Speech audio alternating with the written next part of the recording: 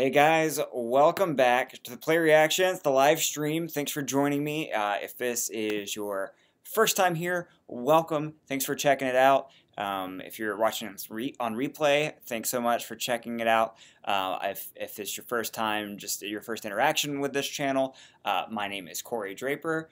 Glad you could join me. This channel is all about talking Buccaneers football, and every week we do this. Every Wednesday at 9 p.m. we do a live stream where we talk about things going on around the Tampa Bay Buccaneers. Now, obviously, we are in the dark period of the NFL. Not for long, thankfully, but there's just not a whole lot to talk about. So I definitely want these streams to be conducted by you, the people who are watching. And so thank you for showing up, Blue Boater. I see you. Thanks for coming in, man. Thanks for joining us. Yeah, and we're 1 week away from training camp. I am super excited because we're about to have a lot of football happening. News is going to be happening, and of the good variety, hopefully, if it's not injury related. No more players getting in trouble because they're in camp, for the most part. I'm excited. I mean, some things are trickling in so far, like Gerald McCoy's new car. Have you seen it? It looks dope. We also have a new slogan for the Buccaneers, #Wreak Havoc. I'd love to know what you guys think about that. I thought today I would, since we're a week away from training camp, that we would kind of talk about, I don't want to do the whole, predicting the whole 53-man roster before training camp even starts, just because injuries happen during training camp and got unexpected people come up that we never even heard of before. So I'm not going to try to predict per se just these dark horse people or oh, hey, Blue Butter, rocking your Bucs shirt today. I'm actually rocking a Braves shirt. I don't know if you noticed that. We are in the middle of baseball season. It's the All-Star break, representing, see if you can see it, Freddie Freeman. Even though I'm a Bucs fan, I'm a Braves fan because I was a baseball fan before the Rays came to town. I still like the Rays, consider them my AL team, but definitely a Braves fan. But I got the hat, so there we go. Anyway, so I was thinking today, and I would like you guys' input on the positional battles that are going on. We kind of already know who's pretty much filling out the entire starting team as far as the depth chart is concerned. We know the starters for basically every single position. There with some questions here and there. But what about the deeper parts of the roster, the positions where it could go either way? And I'll give an example. Wide receiver. You have Mike Evans, Deshaun Jackson, Chris Godwin, all locks, right? But then you have guys also you have Adam Humphries too. So you have that fifth wide receiver. Who's going to take that fifth wide receiver spot? You have Bobo Wilson, you have Freddie Martino coming back, and then you have Justin Watson, who we just drafted. I'd like to hear what you guys think is going to happen there, because that fifth wide receiver spot usually is fairly important. That fifth wide receiver usually gets to show up and make an impact, and they usually hit the field because of injury or whatever. So it's an important position. Last year we had guys like Bobo and Freddie come in and make an impact. So I personally would like to see Justin Watson step up and show what he can do. Apparently he's fast. Apparently he's super talented and kind of a dark horse to make the team. I would like to see him make the team. Also, just because it proves the draft pick correctly. I like it when we have successful draft picks, and I like it when we properly scout talent, especially of the deep variety. So the thing is, unfortunately, or maybe fortunately, depending on where you think things could go, I think that fifth wide receiver spot usually goes to the guy who knows what he's doing. So that leaves Bobo or Freddie Martino. And I say knows what they're doing is then they've had history with a team. And I think if for that fifth wide receiver spot, the team's going to go with who they know. And that Bobo or Freddie will make the team. I personally think it's going to be Bobo. If I had to put my money down now. Obviously, a lot of things can happen in training camp. But I think Bobo Wilson, because of his speed and what he can do, I think he's going to show up. I think he's going to get that fifth wide receiver spot. Now, do we carry 6 wide receivers? that could be a discussion too. If we carry 6, I definitely think Justin Watson's in there. But usually we go with 5. Can Reedy contend there? Blue Butter. I don't know. I don't think Reedy's even a part of the equation anymore. I know he ended up going to the Patriots midseason, but and I heard some reports that maybe he was coming back. I don't think Reedy has a chance. I think we've moved on from Reedy, if not physically, then definitely mentally, with Bernard Reedy. So then there is. Let me go back to my notes. So then there's you have your tight ends. Okay, you have Cam Brate, O.J. Howard. Then you have the returning guys, Alan Cross, Anthony Auclair. I feel like there's not a whole lot of competition there. There's people like Donnie Ernsberger. Ever heard of that guy? Tanner Hudson, Jason Reese. These are guys that could contend, but I feel like we put a lot into Anthony Auclair, so I think he's shored up that last spot. And Alan Cross, man, he can play fullback. He's got the versatility that this coaching staff loves for some reason, so I think they're going to be there. They just talked about, this is going back to Reedy Blue Butter, they just talked about us bringing him back in on Buccaneers Live yesterday or the day before. Yeah, I didn't catch that. Thanks for the input. Yeah, we'll see. I mean, Reedy definitely has the speed just like Bobo, but I feel like since he already lost out on a spot with his team with Bobo and Freddie Martino, I think it's clear to me unless Reedy has made just leaps and bounds and really shows up this training camp. I guess it's possible if he's on the team as of right now. So we could see Reedy. I just don't see it, and I don't know what they said on Bucs Live. I'd love to hear if you heard what Scott Smith said on Bucs Live. I'd be interested in hearing what they say because they have a little bit more inside knowledge, but I just feel like he's not even a part of the equation. Then you have offensive line, right? So you have your starters. You have Donovan Smith from left to right. Donovan Smith, Ali Marpet. You have Ryan Jensen. And then you have that right guard spot, which people are assuming goes to Benenoch since we got rid of Sweezy. I think it's pretty much a lock that it's Benenoch. Again, he has history with the team. I guess technically he could lose his spot to somebody like Leonard Wester, who has a history with his team as well. I think Wester's more of a tackle. But then you also have Alex Kappa. So Kappa's an interesting person because we have him as a draft choice, right? And again, I like seeing the draft choices come in and make a name for themselves. I would really love to see Kappa come in and really just make waves and supplant even Benenoch, who's been here for a few years, kind of like how Quan Alexander came out of nowhere and took the starting spot away from Darryl Smith. Like, I want to see that from Kappa, but you just can't expect it. And I think Benenoch has really earned his way to a starting position there. But Kappa definitely will be on the 53-man roster. You still have Evan Smith as a backup center.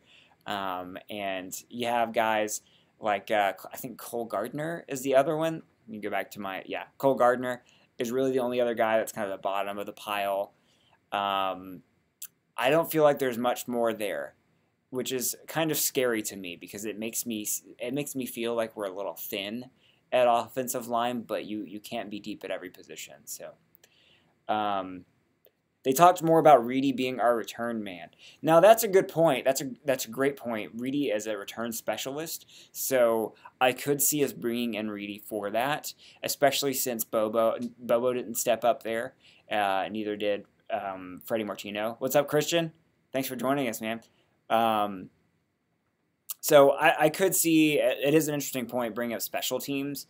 And considering how this team has not been able to find a return man for years, like many years, then I could see Reedy slipping in there. I think that's a fantastic point. And also I could see that being a case for keeping a 6th wide receiver, especially if he's a return guy.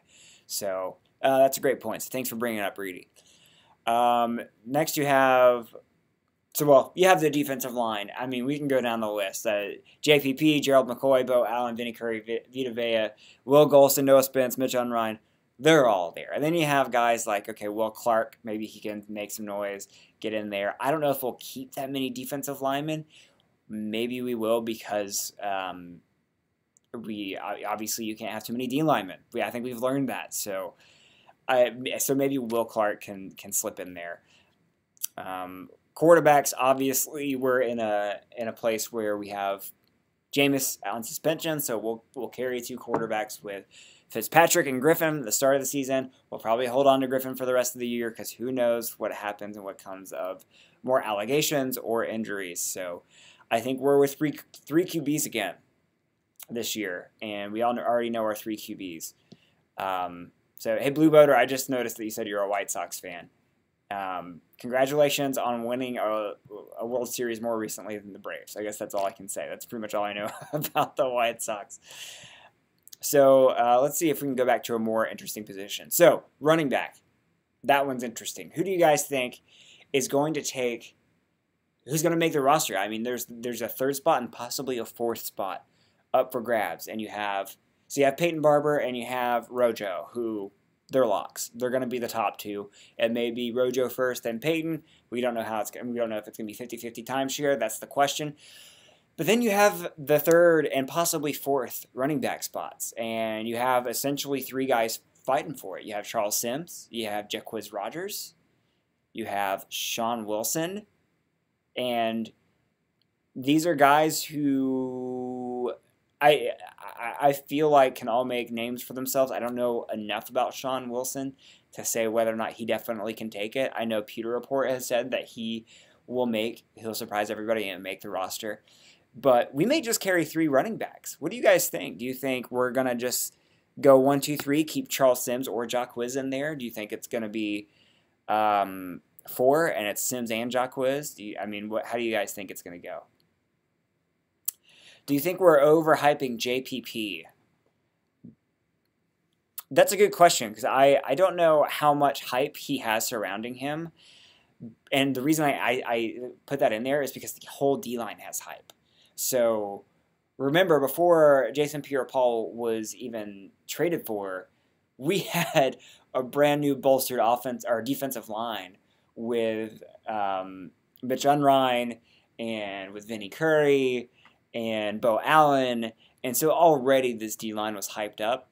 And then adding JPP, it was like mind blown. And everybody's like, oh my gosh, now we're definitely a force to be reckoned with. So the D-line already had hype along with it. I think it would be different as if we did nothing over the offseason and then we added JPP. I think he then would be like, okay, he's the guy. He's going to make waves. But since we added all those guys plus JPP and then drafted Vita Vea, I think if JPP fails, it's okay. It really is. I feel like it would. Obviously, he's a difference maker, can be a difference maker. If he fails, the impact will be felt. But remember, we were already hyped about this D-line before he even got here. So yeah, we're expecting hopefully another double-digit sacker, but he hasn't done that since he blew his fingers off. So I don't know if the hype is double-digit sacks. Then yes, I think he's overhyped. But if the hype is 8 to 10.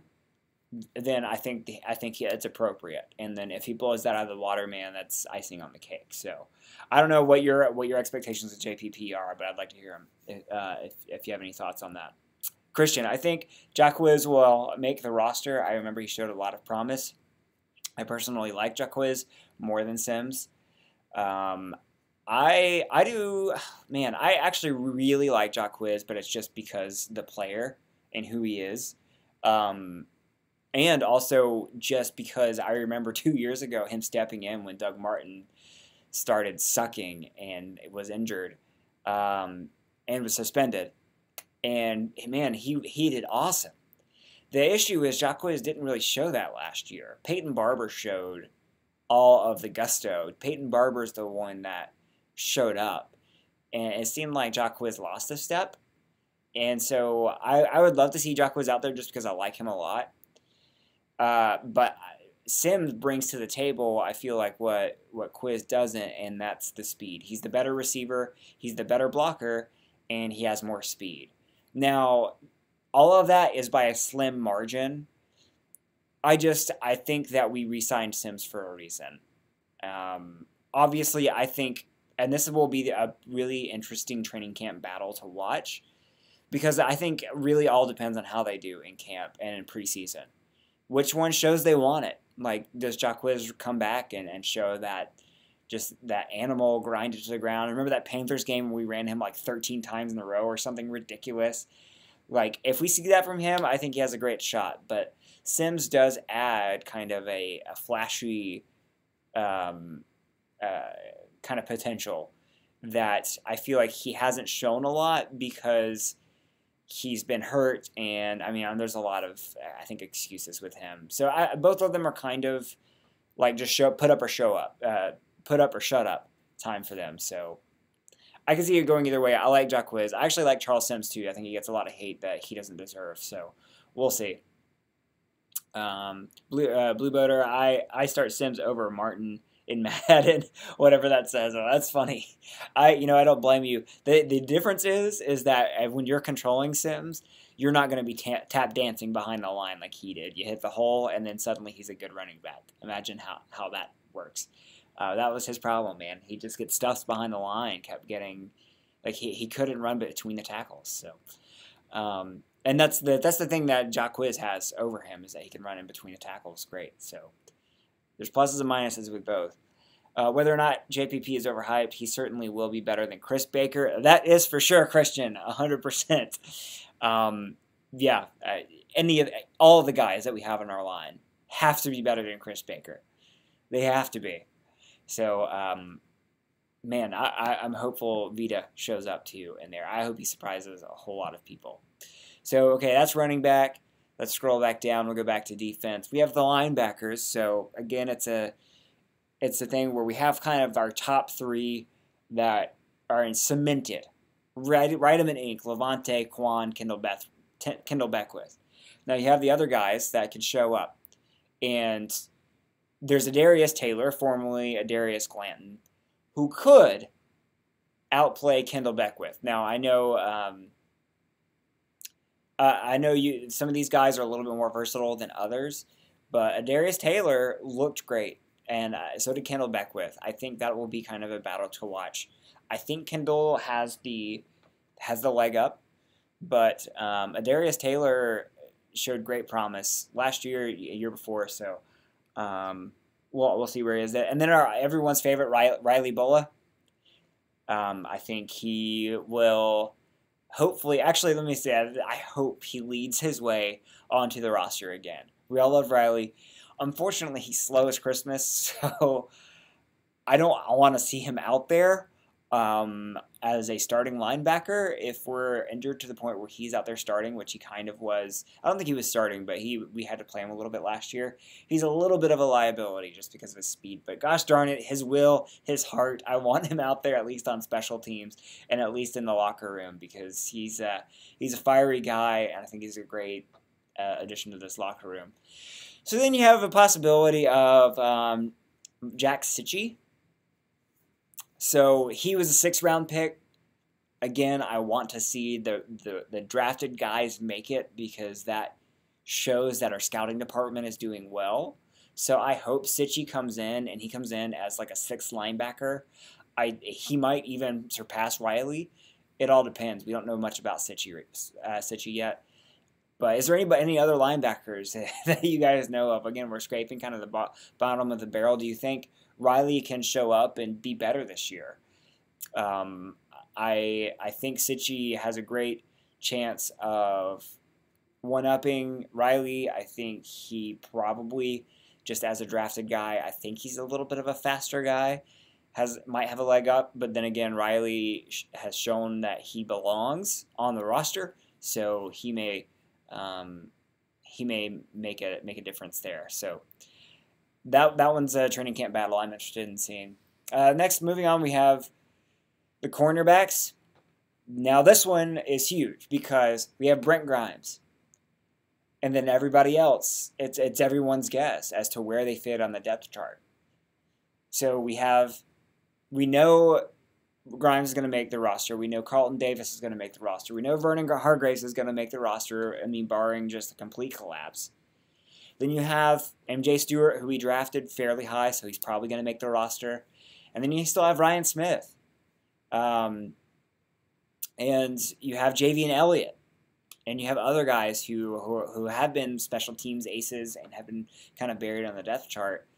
and you have kind of deep dive people like David Rivers, Marco Myers. So I know some people are predicting David Rivers to make a spot there. I think that's just kind of I think that's a wild guess at this point. If I were to guess, I would say you have Brent Grimes as a starter. You have, I think, Vernon Hargreaves is going to start opposite him on the outside, whether you guys like it or not, whether we like it or not. I think it's Vernon's position to lose. I think that's been consistent with what the coaches have said, and I think that was consistent with how they had it last year. I think Vernon has the outside spot until he loses it in training camp. We'll see what happens. He may keep it. But either way, if it's not him, it's going to be Carlton Davis. Based on the potential that everybody says this guy is, based on what he showed in rookie camps. Now everything changes when you put pads on, right? So we're going to see the real battles take place here, and I think that's where Vernon has the leg up on Carlton.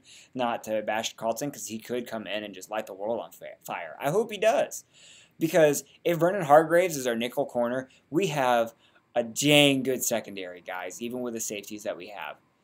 I hope MJ Stewart shows out. We just don't know enough about him, and so we're basing it on potential here with MJ Stewart. And I think Ryan Smith comes back. He's a special teams ace, so we've got to bring Ryan Smith back. What's up, Andy? Glad you could make it here. We're talking about position battles in training camp, which starts next week. Blue Butter, if there's a bust on our team, who do you think it is? A bust? That's a great question. That's an awesome question. A bust on this team. Oh, man. I don't want to say it. But I am scared of Chandler Catanzaro. And I am terrified that our kicker situation is going to continue to be really poor and really disappointing. He has only had one bad season. But, man, he has a bad season, and that scares the crap out of me. That he had a season where it was Nick Folk-esque. And last year he was fine. But the fact that he has shown that he can collapse, we need a mentally stable kicker, guys. We need somebody who, after they miss, they make the rest of them and doesn't collapse. So, whew, man, if there's a bust on our team, that's the one I'm terrified that it might be. If we want to go non-kicker and we want to do a position player, I'm not sold. If you've followed my live streams, I'm not sold on Rojo. Ronald Jones has been very, very divisive when it comes to the experts. There's a lot of experts that are like, he is the worst running back in the top 3 rounds in this class. There are some experts that think he is awesome and is going to dominate, especially because he's on a team that will feed him the ball. So I'm fearful that if I had to choose another one, I think Rojo might be another potential bust, but that's just based on what other experts have said. So, Christian, I love Vernon Hargreaves because I'm a Gator fan, but I don't think he'll ever be one of the elite corners in the game. Christian, go Gators. I am also a Gator fan. I went to UF, and I love Vernon Hargreaves. Loved him in school. And I sat there and watched live the SEC. I was there in the Dome, SEC Championship game, where he got torched by Alabama, which everybody did. And when the Bucs drafted him, ever since they drafted him, I've just had a bad feeling about Vernon. And I want him to succeed so bad. I do think he has what it takes to be a starting cornerback in this league. I think he has shown it. Consistency has just always been his problem. And I think that might end up being what will be his downfall. So I'm rooting for him. I hope I'm wrong on that, but yeah, we'll see what Vernon does. And you know what? If he ends up as a nickel corner, I think he can make a great living for himself at nickel corner. And you know what? If he's a first-round pick, that's kind of a bust, but it's better than nothing. So if we have to stick him at nickel and that's where he flourishes, so be it. Andy, have you seen Gerald McCoy? The Gerald McCoy car? Yeah, I mentioned it at the top of the video. It's freaking awesome. The Batman logo with a 93. Love it. And I mean, he earned it, man. He earned that car. I love Gerald McCoy. Love it. Did you guys see the promo the Gerald McCoy promo where they revealed the new hashtag Wreak Havoc? What do you guys think about that? No more Siege Today. It's Wreak Havoc. And the Bucs treated that with the saying "Keep doubting us," which I love.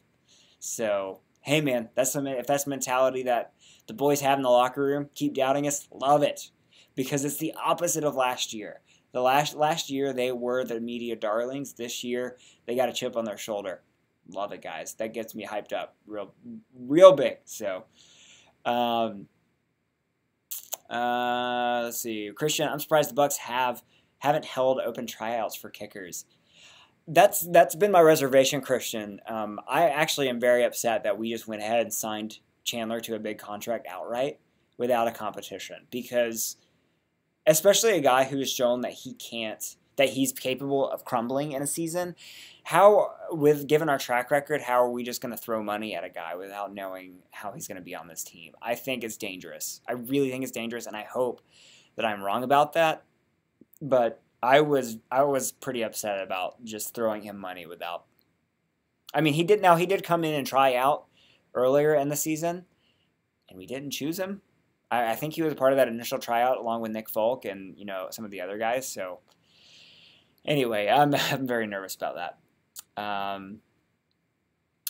Yeah, McCoy's Batman car is awesome. Siege of the Day was kind of lame. What's up, Lighter? I'm going to try to say, is it Lighter? Okay, it's Lighter 34P3R. If you guys are doing lead speak there, I'm just not as well versed in lead speak, so if that's supposed to say something else. It almost kind of looks like Light Raptor. But anyway. Yeah, Siege of the Day was kind of... Welcome, by the way. Light Reaper. Thank you. That makes so much more sense. 4 is an A. I am so old, you guys. 32 going on 50. Here we go. Light Reaper. Thanks for joining, man. And sorry I couldn't understand your name, because I'm just so lame. But yeah, Siege of the Day, I agree, was kind of lame, but it was better than It's a Bucs Life, because that was so easy to make fun of. But I agree it was time for a new hashtag. Rick, missed you. Thanks for jumping in. We're talking training camp battles and who we think are going to be bust, who we think are going to make the team.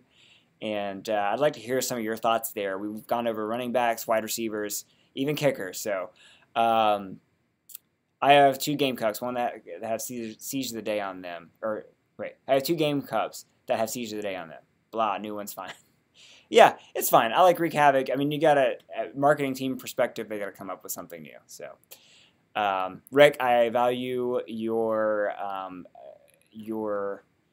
commitment to your family, taking them to dinner. Thank you for joining us after getting back to us. Back to the topic at hand. We are just talking about position battles.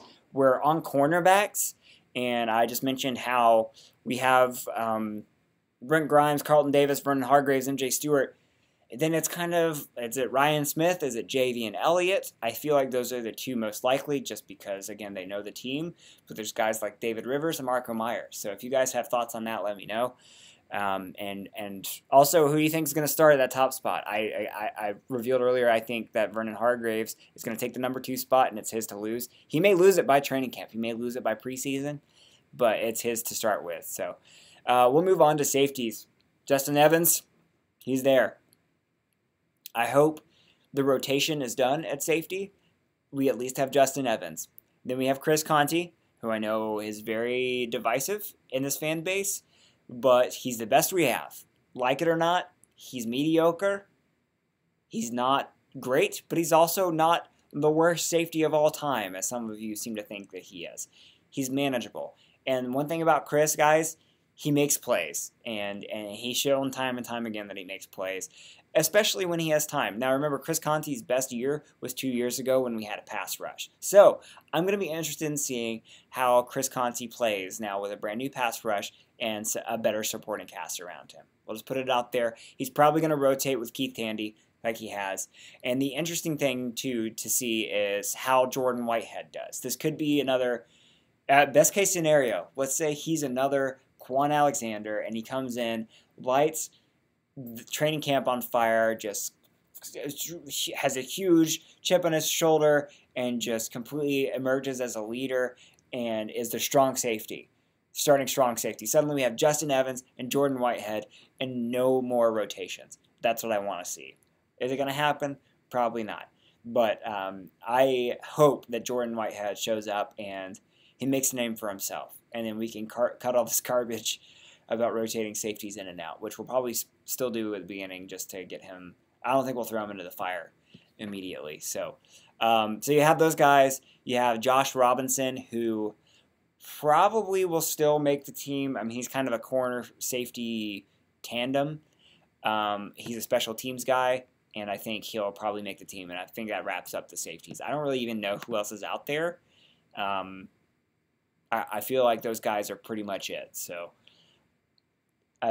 who's starting and all that stuff we can debate. Well, it'll be interesting to see. I have 10 stadium cups that I've seized the day with different players on them. Rick, I wish I could go to as many games as you. It stinks being up here in Atlanta. Light Reaper, I hope Whitehead can show us something. Me too. I hope Whitehead... I'm done with the safety rotating. If you couldn't tell already, it really annoys me. What do you think about paying Earl Thomas to come in? Rick, I feel like that he would come in with a good bit of hype just because of the name. And but I unfortunately feel like it would be another situation that we had with, again,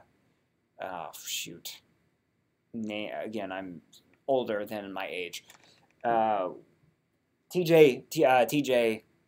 and now I'm thinking TJ Miller. It's too old, but with TJ, I feel like he would come in and he'd end up being a liability, and I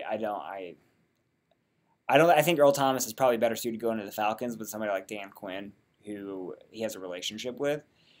I wouldn't be upset if we brought in Earl Thomas. I feel like he's done. That's just my opinion on it.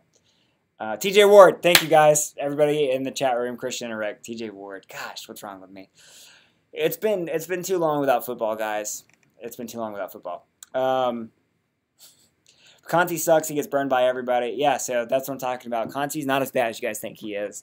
My opinion, your opinion, it's fine to have that opinion. I think he's a serviceable safety. Now, unfortunately, safety is a position where if you're serviceable, everyone's going to think you suck because everybody sees you getting burned. But when it comes to coverages, you just don't. It's so much more complicated than we think it is. It could have been a corner blowing his assignment, and then it just happens that Conti was the last one there. So anyway, I won't get into that. That's another argument for another time. Christian, I'm usually not a fan of bringing in older, possibly past their prime players, but I think Earl Thomas would be a good pickup for us. Yeah, again, I wouldn't be upset because he is a veteran, and if we are going to rotate safeties, he's better than Conti. He's better than Conti. So, but yeah, then he's probably worth bringing in. I just don't want to stunt the growth of Whitehead. So if Jordan comes in and suddenly he's buried further on the depth chart because we have Earl Thomas, I just don't want to mess with that. So, I think we'll see as training camp unfolds. If it turns out that it's Conti out there who's far and away better than everyone, maybe we should bring in Earl Thomas. So, Caleb Benenoch versus Alex Kappa should be interesting. Yeah, Light Reaper, I kind of mentioned that a little bit earlier. I am very, very interested in seeing how that turns out. I think Kappa is another example of somebody I would like to see just step up and blow everybody away at training camp. I'm just not expecting it. Benenoch has a lot of I guess, earned respect from the coaching staff just because of how versatile he's been, and he's been a team player, and he's been on this team for a couple of years now and knows the playbook and all that stuff. So it's not impossible, but Kappa has a tall hill to climb. But if any position is it ripe for the taking, then that's the one. So we'll be monitoring it. And I think that's something to talk about.